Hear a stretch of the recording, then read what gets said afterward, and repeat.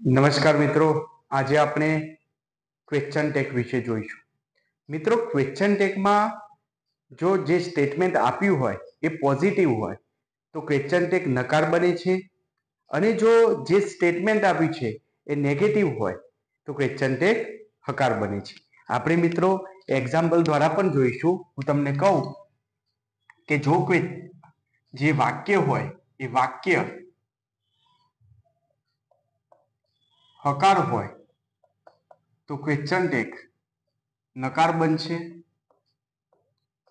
અને જો વાક્ય નકાર હોય તો ક્વેશ્ચન ટેક હકાર બનશે. જેમ કે હું તમને કહું કે જો ટુ બી ફોર્મ ઇઝ આપેલું હોય તો ઇઝન્ટ થશે, અને જો ઇઝન્ટ આપેલું હોય વાક્યમાં તો ઇઝ રહેશે. જો ટુ બી ફોર્મ આર આપ્યું હોય તો આરન્ટ થશે. જો ટુ બી ફોર્મ હેવ આપ્યું હોય તો હેવન થશે. હેવના બે નિયમ છે, હું તમને જણાવીશ. હેઝ આપેલું હોય તો હેઝન્ટ થશે. ડુ આપ્યું હોય તો ડોન્ટ થશે. ડઝ આપ્યું હોય તો ડઝન્ટ થશે. ટૂંકમાં ઇઝ હોય તો ઇઝન્ટ મૂકવું, આર હોય તો આરન્ટ આવશે, હેવ હોય તો હેવન્ટ આવશે. આના બે નિયમ છે. હેઝ હોય તો હેઝન્ટ આવશે, ડુ હોય તો ડોન્ટ, ડઝ હોય તો ડઝન્ટ, અને જો નેગેટિવ હોય તો પોઝિટિવ થશે.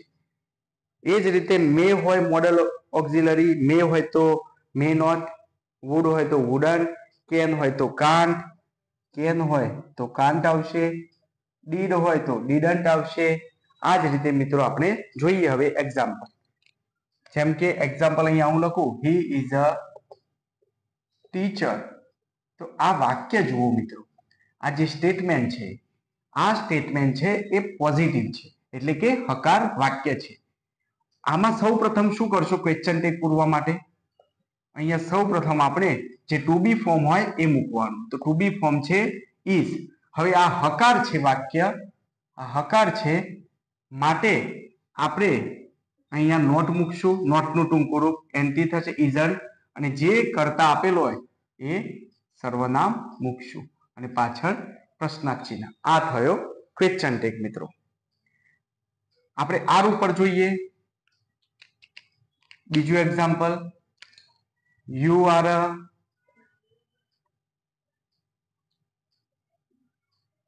Doctor. You are a doctor. તમે ડોક્ટર છો. તો અહીંયા આર આપેલું છે તો આરન્ટ યુ. ત્રીજું ઉદાહરણ મિત્રો આપણે જોઈએ. જો વોઝ આપેલું હોય, ઓમ વોઝ રાઈટ. આ ટુ બી ફોર્મ નો નિયમ છે. તો વોઝ આપેલું છે તો વોઝ નું શું થશે? Wasn't, wasn't he. મિત્રો અહીંયા કંઈ જ કરવાનું નથી. આપણે સ્ટેટમેન્ટ જોવાનું છે, વાક્ય જોવાનું છે. જો વાક્ય હકાર હોય તો ક્વેશ્ચન ટેક નકાર બને છે, અને જો વાક્ય નકાર હોય તો ક્વેશ્ચન ટેક હકાર બને છે. બીજું વાક્ય, યુ આર અ ડોક્ટર. તમે ડોક્ટર છો તો aren't you. Om was right તો વોઝન્ટ હી. સૌ પ્રથમ ટુ બી ફોર્મ મૂકી દો. અહીંયા ઇઝ મૂક્યું, આર મૂક્યું, અને વોઝ મૂક્યું, અને જે કરતા હતો એનું સર્વનામ મૂક્યું. હવે મિત્રો આપણને નેગેટિવ સેન્ટેન્સ પૂછાય કે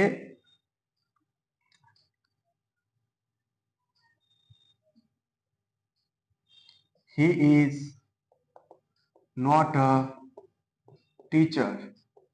તો અહીંયા શું આવશે? તો અહીંયા મિત્રો isn't he આવ્યું. તો અહીંયા આ નકાર આવ્યું તો આપણે જવાબ શામાં આવશે? હકારમાં. એટલે is he. આ જવાબ થયો. એટલે જ્યારે નકાર આવે તો પોઝિટિવ, અને પોઝિટિવ હોય તો નકારમાં જવાબ આવશે. જોઈ લો મિત્રો.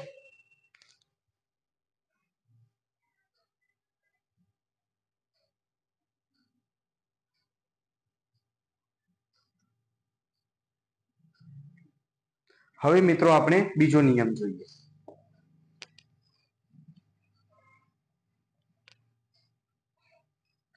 આપણે ફર્સ્ટ રૂલ્સ જોયો મિત્રો કે જો ક્વેશ્ચન ટેગ હકાર હોય, સોરી, જો સ્ટેટમેન્ટ જે વાક્ય આપેલું છે એ હકાર હોય તો ક્વેશ્ચન ટેગ કેવો બનશે?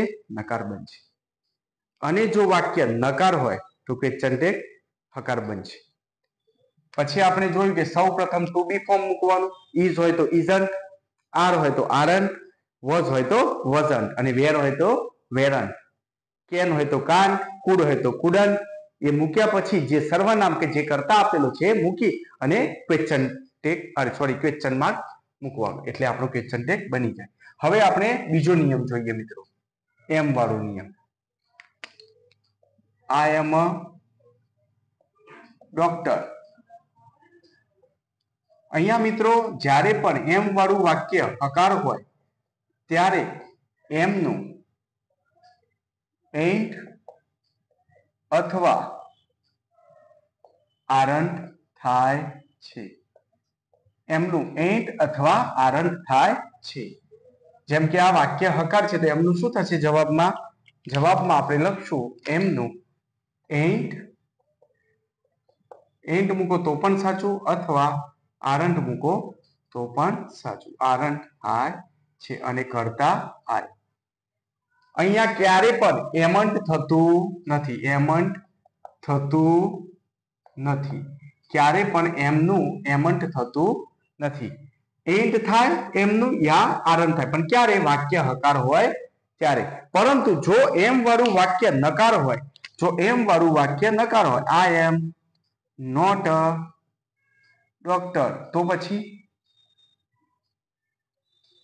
પછી એમનું એમઆઈ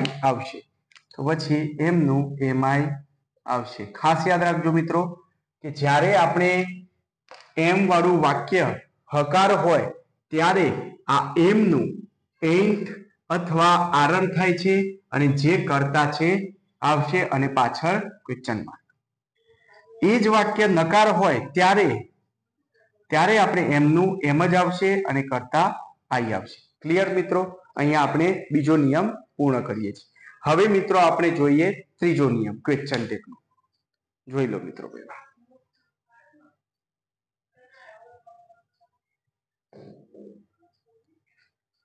હવે મિત્રો આપણે જોઈએ ત્રીજો નિયમ.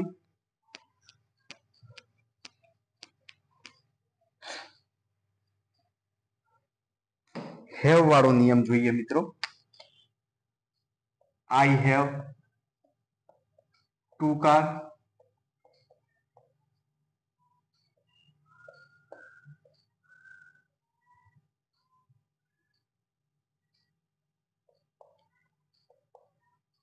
બીજું સેન્ટેન્સ છે આઈ હેવ ફિનિશ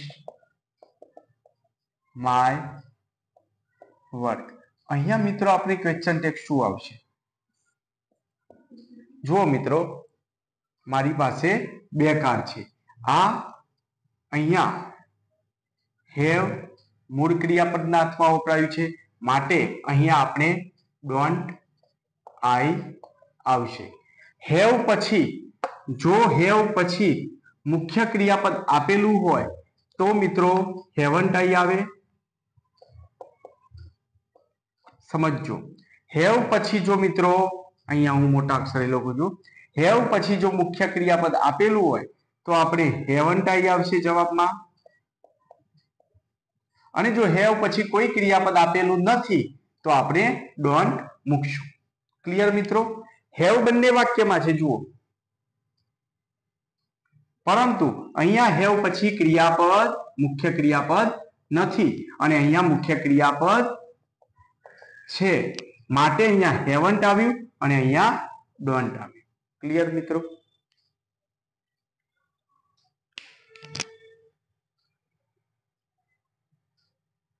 હવે આપણે આગળ બીજો નિયમ જોઈએ.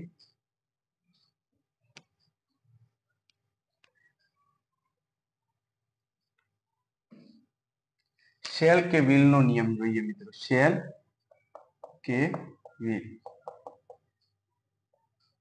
જુઓ મિત્રો, જ્યારે પણ વાક્યમાં સાદા ભવિષ્યકાળનું વાક્ય હોય આઈ શેલ ડ્રિંક ટી. બીજું વાક્ય આપણે જુઓ, જો વાક્યની અંદર શેલ આવે, અહીંયા શેલ આવ્યું છે, જો વાક્યની અંદર શેલ આપેલું હોય તો શેલનું શેલન્ટ થતું નથી, પરંતુ શું થાય, શેલનું શાંત થાય છે. શાંતવી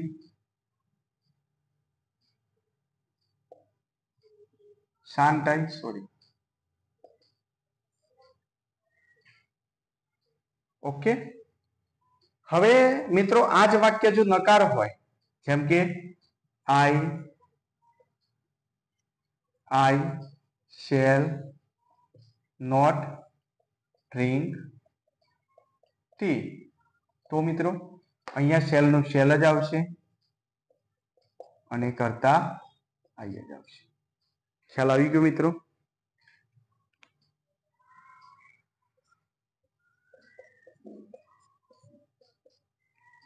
અહીંયા મિત્રો આપણે જોયું કે શેલનું શેલન્ટ કે વિલન, વિલનું વિલન થતું નથી, શેલનું શાંત અને વિલનું વંટ થાય છે. તો મિત્રો અહીંયા વાક્યમાં જ્યારે આવ્યું શેલ, તો એનો આપણે જવાબ શું મૂક્યો, શાંત જે કરતા છે આઈ. ઓકે. અને નકાર હોય તો શેલનું શેલ અને કરતા આઈ. હવે મિત્રો આપણે વિલનો નિયમ જોઈએ. અહીંયા લખું છું વિલનો નિયમ. You will draw a picture. જો વાક્યની અંદર will આવે એટલે કે સાદા ભવિષ્યકાળના વાક્ય છે, તો will નું want મૂકી જે સર્વનામ જે કરતા હોય એ મૂકવો. You will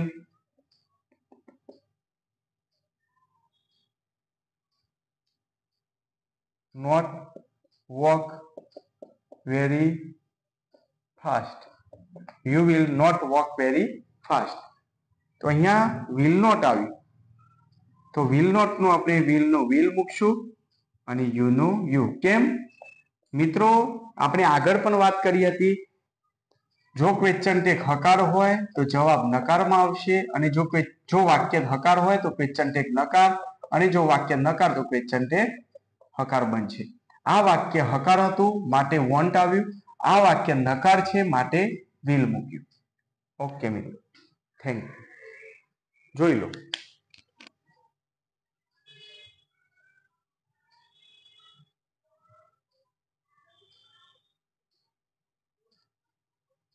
હવે મિત્રો આગળની માહિતી આપણે પાર્ટ 2 માં જોઈશું.